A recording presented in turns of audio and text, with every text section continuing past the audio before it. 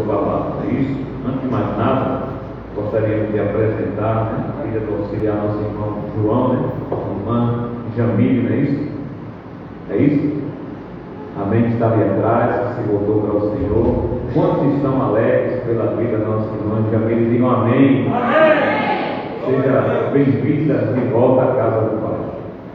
Amém? Então, toda a igreja está alegre, feliz, ela vai estar congregando aqui conosco. Nós estamos ainda mais alegres por isso. Então, vamos dar continuidade, irmãos, ao nosso estudo. Nós já vimos o capítulo 1 de Jonas, o capítulo 2, e nesta noite veremos o capítulo de número 3. No capítulo de número 1, como todos acompanharam e sabem muito bem, Jonas foge da presença de Deus. No capítulo 2, ele se arrepende de ter fugido da presença de Deus, depois de estar ali no ventre daquele grande peixe, 3 dias e 3 noites, ora a Deus, e depois de passar 3 dias e 3 noites no ventre do grande peixe, orando a Deus, em meio à angústia, dizendo toda a situação a qual ele se encontrava, o grande peixe o vomita. E quando a gente chega no capítulo de número 3, a gente encontra Jonas indo cumprir o chamado de Deus na sua vida. No capítulo 1, ele desobedece a Deus. No capítulo 2, ele se arrepende de ter desobedecido à vontade de Deus. E no capítulo 3, Jonas obedece à vontade de Deus e vai para Nínive. Então, todo esse capítulo de número 3, se a gente for resumir com uma palavra, o capítulo 3, ele pode ser resumido com a palavra obediência. Jonas agora escuta novamente a voz de Deus.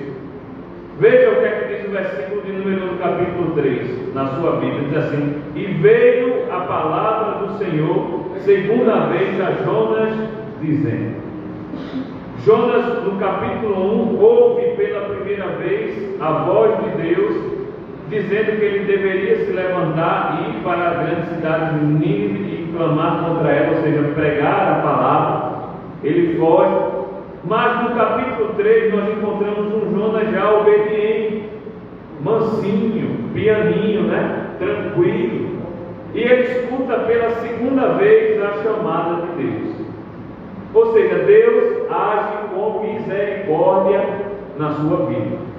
Deus não resolve abandonar Jonas por conta dele ter desobedecido a ele, mas Deus dá uma segunda chance para que Jonas vá e faça a sua vontade.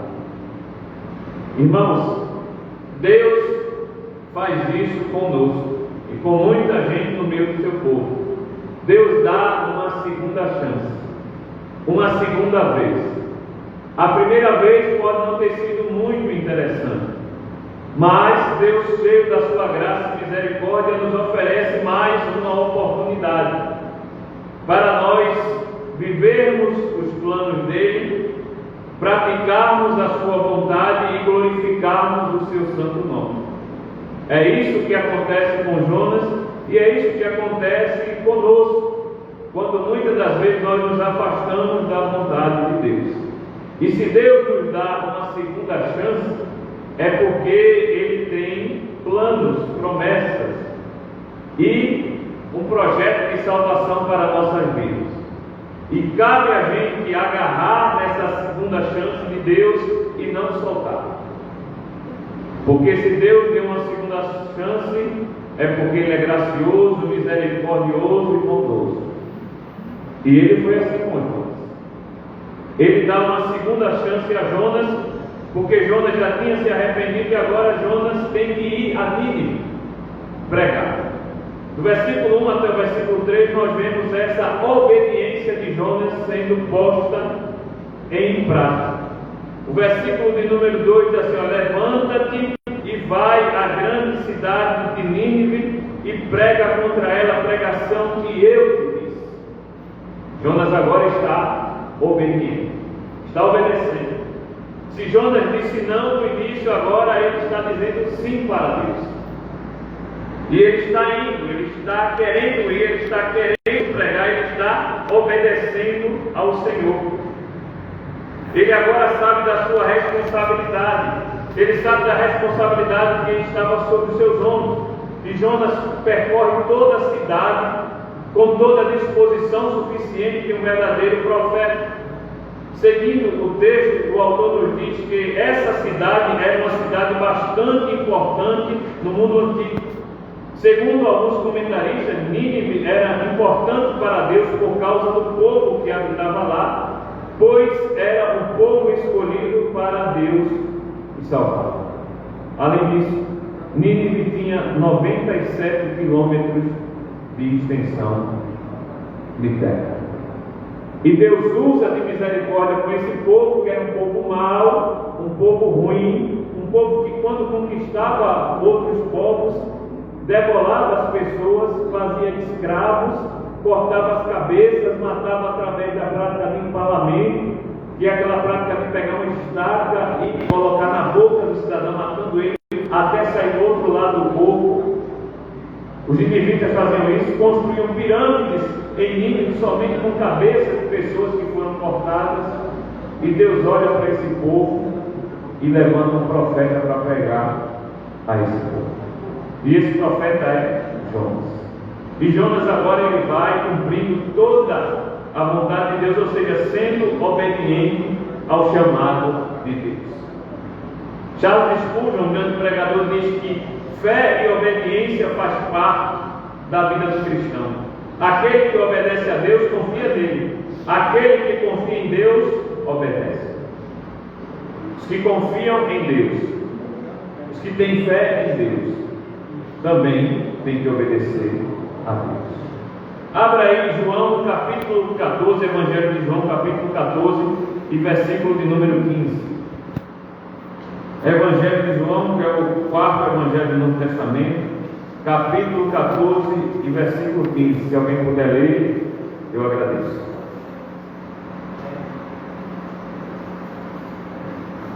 João 14, versículo 15, quarto Evangelho do Novo Testamento.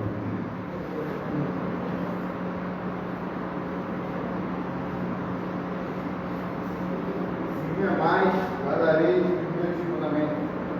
Amém. Aqueles que amam a Deus obedecem os seus mandamentos. Eles são obedientes aos mandamentos de Deus. Quando a gente olha para Atos dos Apóstolos, capítulo 5, versículo 29, diz assim: é preciso obedecer antes a Deus do que aos homens. A obediência a Deus, semelhantemente ao que Jonas faz aqui, é algo primordial à vida do crente. A vida cristã é uma vida de serviço e obediência a Deus. Não estou dizendo que um crente ele nunca terá falhas, ou que nunca ele falhará, mas a vida dele sempre buscará obedecer a palavra de Deus. Eu vejo muita gente que às vezes diz: olha, Jesus é o meu Salvador e meu Senhor. Mas às vezes na prática a gente não vê muito Jesus sendo Senhor da vida daquela pessoa. Ele tem que ser o Salvador e o Senhor. E quando a gente fala de Jesus como Senhor, a gente fala de que Ele é quem comanda as nossas vidas. Ele que comanda em tudo. Tudo. Família, criação de filhos, casamento, trabalho, estudo. Deus tem que ser o centro da nossa vida e guiar os nossos passos, e nós obedecemos a Ele em tudo. Não é somente obedecer por visto, mas ser obediente também em tudo. Jonas está sendo obediente do versículo 1 até o versículo de número 3, indo pregar a palavra de Deus a um lugar que ele não queria pregar. Você está pensando que Jonas queria ir para Nínive? Difícil. Jonas não queria ir para Nínive. O povo era mau, o povo era ruim. O povo era aquele povo que não temia a Deus, que praticava todo tipo de violência e atrocidade. E Jonas, eu acho que pensou assim: eu ia pregar para esse povo? Para Deus ter misericórdia e salvar? Quero que esse povo morra. Quero que esse povo receba o juízo de Deus. E Deus levanta Jonas e manda ele para lá. Então Jonas se dá conta de tudo isso, que não tem como fugir da vontade de Deus, e ele obedece a Deus. Já diz o versículo: é melhor obedecer do que sacrificar. A obediência a Deus, irmão, deve ser algo prazeroso. Quando falamos em obediência a Deus, temos que ter em mente algumas verdades acerca da obediência. Primeiro, a obediência é algo ensinado por Deus e não fruto da religião. E não fruto da religião. Por que é importante saber disso? Porque às vezes tem pessoas dentro do povo de Deus, dentro da igreja, que em determinados tipos de ambiente, escola, trabalho, repartição pública, onde quer que vá, às vezes recebe convites, aí diz assim: não, eu não posso fazer isso, eu não posso ir para isso, porque a minha igreja não permite. O que é que essa pessoa está dizendo? Se a igreja permitisse, ele fazia. Só que não é a questão da igreja, da religião, é a Bíblia. É a Bíblia que diz que não é para fazer aquilo. Não é a religião. Segundo, a obediência deve ser algo prazeroso e voluntário e não imposto. Davi disse que tinha prazer nos mandamentos do Senhor. A obediência deve ser algo prazeroso. Eu tenho prazer em obedecer a Deus e não ter a obediência como um fardo. Mas eu tenho que fazer isso porque eu sou crente. Se eu não fosse crente, já viu gente assim? Olha, se eu não fosse crente, você ia ver agora. Você pisou no meu lado, você ia ver agora. Sorte sua é que eu sou crente. O que é que está dizendo? Que lá no fundo do coração está com a vontade de fazer o que é errado. Se eu não fosse crente, eu não deixava assim não. A sorte é que eu sou crente. Já está dizendo tudo. Então parece que a obediência se torna algo imposto, pesado, duro. Eu só vou fazer porque a minha igreja manda. Eu só vou fazer porque eu sou crente. Não é assim. Eu tenho que ter prazer na obediência. Eu vou fazer aquilo porque eu amo fazer aquilo. Eu quero fazer aquilo. E não porque alguém me obrigou a fazer. Não porque alguém me obrigou a fazer. Eu trabalhei durante mais de 7 anos. Se não 7 anos, quase isso. Em várias empresas em Recife. E quando chegava no tempo do carnaval, aí não era obrigado, mas pedia-se que fosse a caráter, né? Com alguma roupa relacionada ao período do carnaval. Da mesma forma, São João. Só que eu e algumas pessoas não iam. Aí chegava e dizia: tu não vem porque a tua igreja não permite. Eu dizia: não, porque a minha igreja não permite. Eu não vou vestir dessa forma porque a Bíblia me mostra que não é saudável fazer isso e eu não me sinto bem fazendo isso. Eu sou nova criatura, não tenho prazer nisso. Mas a gente encontrava assim, né? Alguns crentes às vezes que carnaval, quadrilha, só a graça, só a misericórdia.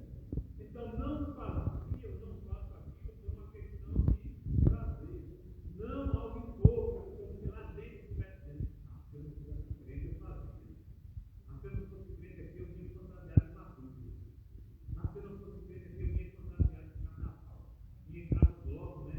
Dançar os preços.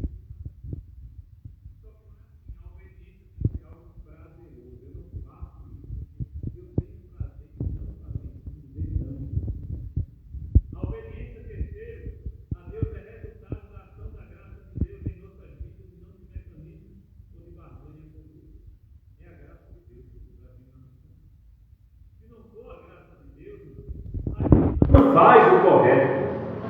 Se não for a graça de Deus, a gente não obedece, irmão. Se não for a graça de Deus, a gente não diz não para o pecado. É a graça de Deus todo dia na nossa vida, é a misericórdia do Senhor, dia após dia, nos acompanhando para a gente fazer o certo e dizer não para o errado. É a graça. Não é barganha. Não, eu não vou fazer isso, porque se eu fizer, eu vou perder a minha bênção lá na frente. Está negociando com Deus. Está obedecendo por barganha, com interesse. E não pode ser assim, a gente tem que obedecer por prazer. As bênçãos vêm como consequência.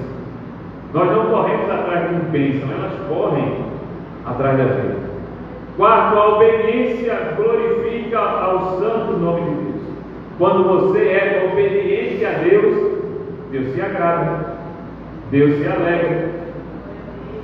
O nome do Senhor é glorificado na sua vida, e a sua vida serve de testemunho para outras pessoas que muitas das vezes você nem imaginaria que alcançaria. Só pelo seu testemunho as pessoas vão olhar para você e vão dizer: rapaz, aquela pessoa é obediente, pessoa direita, e o nome de Deus é glorificado. Então Jonas é completamente obediente à chamada divina. Jonas deixa de ser rebelde, e agora obedece a Deus. Segundo, a proclamação da mensagem divina como forma de obediência a Jonas. Jonas obedece a Deus, Deus dá mais uma chance a Jonas, E agora Jonas vai para Nínive, chega lá e começa a pregar. Aí diz o texto no versículo de número 4, diz assim: e começou Jonas a entrar pela cidade caminho de um dia, e pregava e dizia: ainda 40 dias e Nínive será subvertida, ou seja, destruída. Veja a mensagem de Jonas. Jonas sai andando pela cidade e sai pregando aquela mensagem.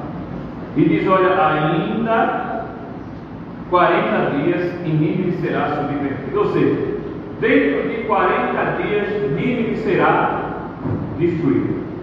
Vai ser apagado do mapa. Só que essa mensagem de Jonas, embora aparentemente não seja descrita aqui no livro, é uma mensagem condicional. Está implícita a uma condição. Qual era a condição desta profecia de Jonas, dessa mensagem de Jonas se cumprir? Se o povo não se arrependesse. Ela seria cumprida se o povo não se arrependesse. Mas se o povo se arrependesse, aí Deus iria retirar aquilo que disse a Jonas que Jonas deveria dizer. Mas vejam que coisa interessante. A mensagem que Jonas vai pregar não é uma mensagem muito atraente. É uma mensagem de juízo sobre a vida daquelas pessoas. E é sobre juízo, mostrando que Deus, Ele é o juiz da terra. Veja o que é que diz Salmo 94, versículo 1 e 2. Salmo de número 94, versículos 1 e versículo de número 2, diz assim a palavra do Senhor: o Senhor Deus, a quem a vingança pertence, ó Senhor, a quem a vingança pertence, mostra-te resplandecente, exalta tu, que és juiz da terra, dá o pago ao soberbo. Deus, Ele é descrito como um juiz, alguém que está julgando, e um Deus que entra com vingança. Entenda uma coisa: esse tipo de vingança não é a mesma forma de vingança que a gente entende como ser humano. O que é uma vingança a partir de uma perspectiva humana, do homem? É o homem entrando com justiça por conta própria. Ele vai lá e mata alguém, assassina alguém, e isto é pecado, porque ao homem não foi dado o direito de tirar a vida. e nem de agir com justiça por conta própria. Só que quando a Bíblia fala de Deus como vingador, ou com vingança, está dando a ideia de que Deus ele é um Deus justo, juiz, e que Ele julga de forma reta. Também Naum, capítulo 1, versículo 1 e 2. Naum, capítulo 1, versículo 1 e 2.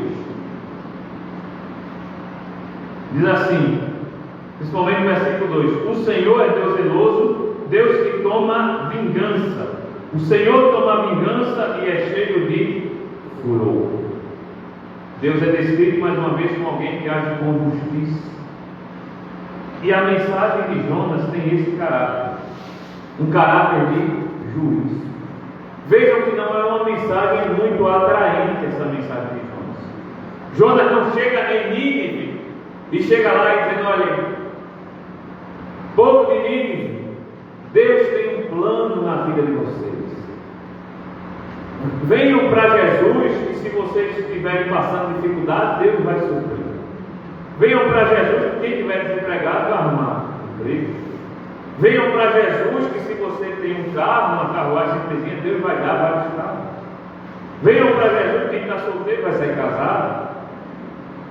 Vejam que Jonas não traz esse tipo de mensagem, essa mensagem atraente. Mas Jonas traz uma mensagem segura, forte, de juízo. Por quê? Porque a mensagem de Deus, irmãos, para o pecador, ela tem que ser certa. O pecador, ele tem que ter consciência que ele está debaixo do juízo de Deus, como vai dizer Paulo em Romanos, debaixo da ira de Deus, e que Jesus morreu pelos pecados dele, e que eles precisam se arrepender dos seus pecados. Senão, eles não irão adentrar o reino de Deus. Esta é a mensagem do Evangelho. É Cristo morrendo na cruz para salvar pecadores que são dignos de ir para o inferno. Agora a pergunta é: você ouve esse tipo de mensagem hoje?